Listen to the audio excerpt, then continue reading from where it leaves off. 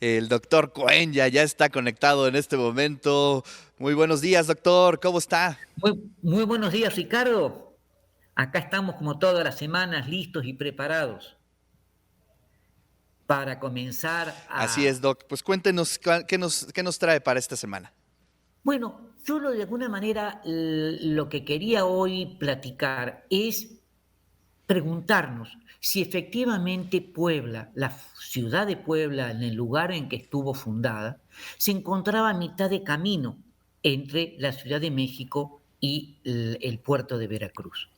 Y digo esta pregunta porque cotidianamente se hace referencia a que Puebla se encontraba en el camino entre la Ciudad de México y Veracruz y se encontraba a mitad de camino.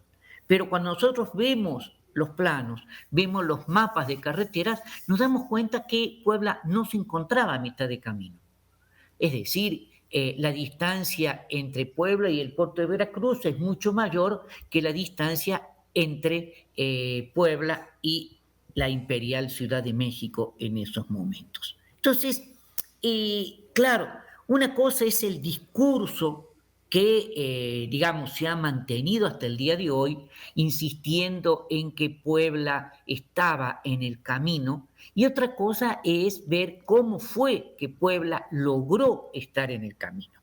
Es decir, aludir historiográficamente a esta conocida y reiterada referencia en la cual todos nosotros hemos participado de hablar a mitad del camino, se quiere de alguna manera, y esto es algo importante, rescatar la importancia que en diferentes sentidos tuvo el centro histórico, digamos, la ciudad de Puebla, en la región que obviamente irradiaba, digamos, una atracción y una presencia muy importante en todo el entorno geopolítico, especialmente a nivel regional y dentro de la Nueva España.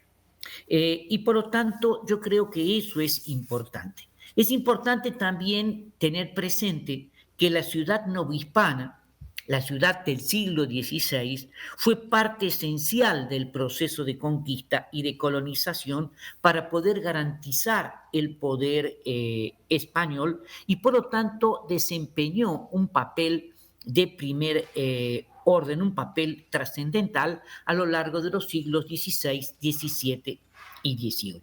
Y estos centros urbanos constituyeron podríamos decir, la plataforma y el elemento vertebral de cohesión y de construcción de esta nueva sociedad, la sociedad colonial. Y es de alguna manera en este sentido nosotros debemos también entender que la fundación de Puebla de Los Ángeles fue un proyecto político que benefició tanto al poder real, al poder imperial de Carlos V, como a aquellos vecinos que al hacer uso de diferentes estrategias y de negociaciones tuvieron una serie de retribuciones políticas, honor, riquezas y reconocimiento. La ciudad de Puebla, en ese sentido, no nació como un punto obligado en el camino de México a Veracruz, y esa categoría de posicionamiento geopolítico fue el resultado de una larga, es más, podemos decir gigantesca lucha, de un gran esfuerzo por parte de los miembros del Cabildo y de los principales vecinos de la ciudad durante el siglo XVI. Es decir, lograr que el camino oficial real de México a Veracruz pasara por Puebla fue un largo esfuerzo. Y eso es algo muy importante de tener presente. ¿Por qué esto? Porque los fundadores se dieron cuenta que si el camino, no el camino real de entre México y el puerto de Veracruz no pasaba por Puebla, el proyecto social iba a terminar en un fracaso, iba a ser, digamos, una ciudad de segundo orden dentro de todo este proceso.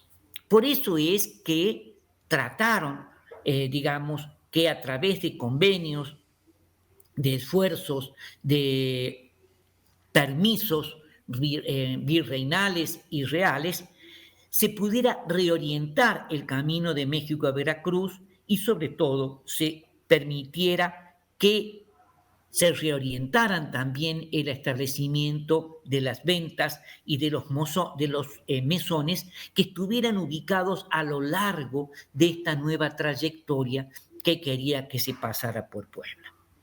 Es por eso que entre 1531, el año de la fundación, y 1533, es decir, los primeros 2 años, el cabildo de la ciudad inició un extenso proceso de negociaciones políticas con las autoridades reales de la Ciudad de México y al mismo tiempo con el Consejo de Indias, la máxima autoridad para el gobierno de las Indias, tratando de exhibir, tratando de manejar un discurso sobre la importancia de Puebla, sobre la importancia de que el camino que pasara por acá, sobre todo por la posibilidad del área de influencia que podía ejercer esta ciudad. Pero esta ciudad estaba hablando con menos de 50 vecinos en los primeros 2 años. Y por lo tanto había que convencer a las autoridades de que Puebla era la mejor opción para la circulación de las personas, de las mercancías, de los animales. Se podía tener un gran control sobre todo este proceso. Y en esta estrategia se destacan 6 aspectos que nosotros podríamos decir importantes y generales. En primer lugar, detectar y mover el establecimiento de las ventas. ¿Qué son las ventas? Las ventas y los mesones son los lugares en donde los comerciantes pernoctaban, donde las recuas de mulas también se alimentaban y descansaban, y por lo tanto eran lugares donde también se realizaban negocios entre los distintos empresarios o comerciantes.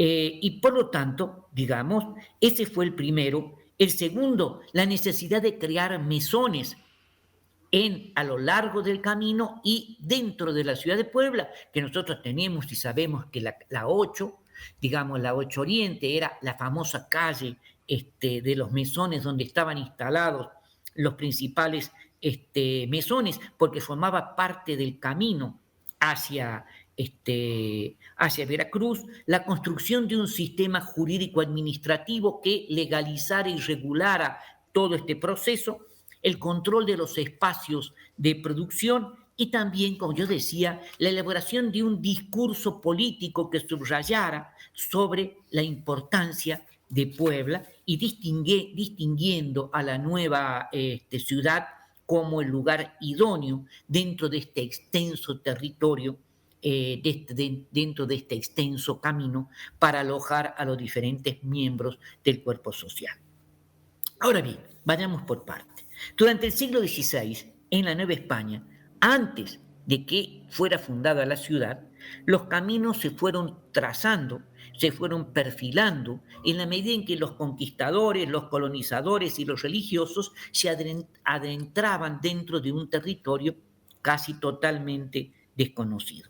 Y el caso de la fundación y de la ubicación de Puebla obedeció directamente, como lo hemos repetido en otras oportunidades, a las diferentes acciones políticas de un grupo de españoles interesados en que esta ciudad fuera un punto obligado en el trayecto entre el puerto y la capital.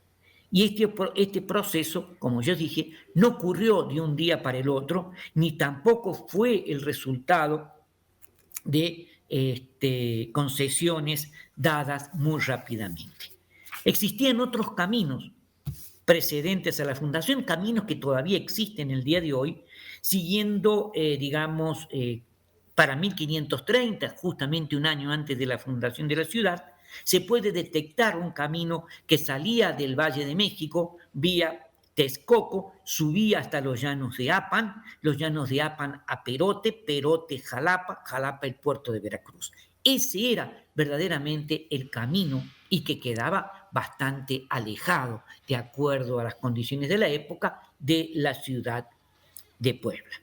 Y por lo tanto, como parte de las estrategias de la ciudad y del cabildo, consistió en detectar la ubicación de las principales ventas, de las principales mesones ubicados a lo largo de esta carretera y cómo se podía de alguna manera modificar esta traza y estas estrategias. Y durante los primeros 20 años, entre 1531 y 1551, digamos, se habían venido estableciendo diferentes ventas en el camino a Veracruz que se han podido detectar el día de hoy. Se han podido detectar algunas ubicadas en Calpulalpan, otras ubicadas en Perote, estamos hablando de 1526, 1527, en Texcoco y también, digamos, en Jalapa. Es decir, entre 1531 y 1555 se desplegaron diferentes acciones para lograr que la ruta México-Veracruz pasara obligadamente por Puebla, y entre 1555 y 1557 se identifica lo que nosotros podemos denominar el proceso de consolidación del Camino Venta y la percepción de los primeros beneficios de la modificación del camino por la ciudad de Puebla. Es decir, se podía salir por Texcoco, llegar a los llanos de Apan, pero a la altura de Calpulalpan se tenía que desviar el camino para bajar a Texmelucan, la ciudad de Puebla, y seguir la carretera rumbo a Jalapa, Veracruz, posteriormente vía Orizaba. Y esto es uno de los problemas más serios. Había que convencer al virrey, especialmente, que pasara para la ciudad, para la administración de la ciudad, las ventas y de los mesones que estaban bajo el control de la administración de la Hacienda Real. Y eso lo consiguió, y después consiguió la anuencia de Carlos I o Carlos V de Alemania para que Puebla pudiera administrar estas ventas y estos mesones. Pero no todo prosperó, rápidamente, sino que fue un proceso lento, fue un proceso complejo, porque también hubo oposición. Inclusive se llegaron a comprar una serie de ventas y de mesones que estaban ubicados sobre el antiguo camino, con la finalidad de irlos cerrando para que se desviara el camino vía Atlisco, de Calpulalpan para la ciudad de Puebla.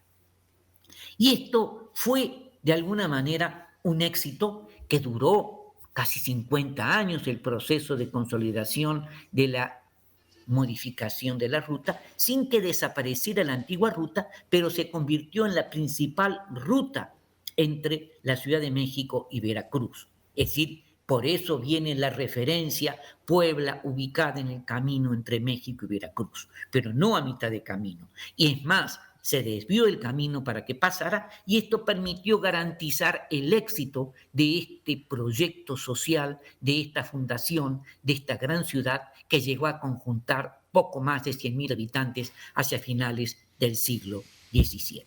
Eso es lo que yo les quería platicar el día de hoy. Muchísimas gracias.